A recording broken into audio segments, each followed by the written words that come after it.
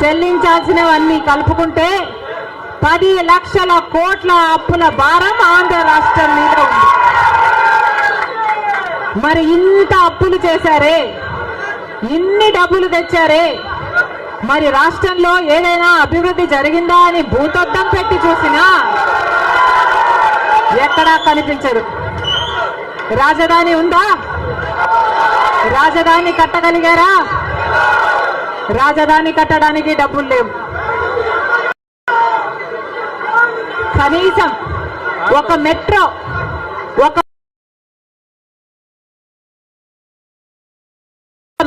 అయినా ఉందా? ఆంధ్ర రాష్ట్రంలో ఒక్క మెట్రో అయినా ఉందా? విజయవాడలో కనీసం ఒక్క మెట్రో అయినా ఉందా? ఎక్కడా లేదు, కనిపించదు. 10 సంవత్సరాలలో కనీసం 10 కొత్త పెద్ద పరిశ్రమలైనా వచ్చినాయా? రాలేదు. పరిశ్రమలు వస్తే మన బిడ్డలకు ఉద్యోగాలు వచ్చేవి. వచ్చినాయా మన బిడ్డలకు ఉద్యోగాలు? రాలేదు. కనీసం రోడ్లు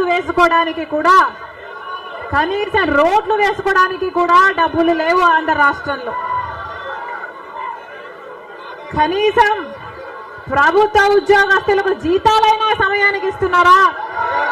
దానికైనా డబ్బులున్నాయా? దానికి కూడా డబ్బులు లేవు. దేనికి డబ్బులు లేవు. అభివృద్ధి జరగలేదు. కానీ దళితుల మీద జరిగే దాడులు మాత్రం 100కు 100% పెరిగాయి.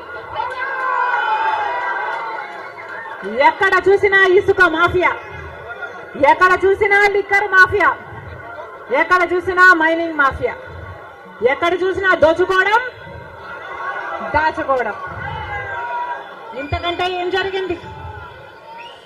10 సంవత్సరాలు అయింది మన రాష్ట్రం ఏర్పడి.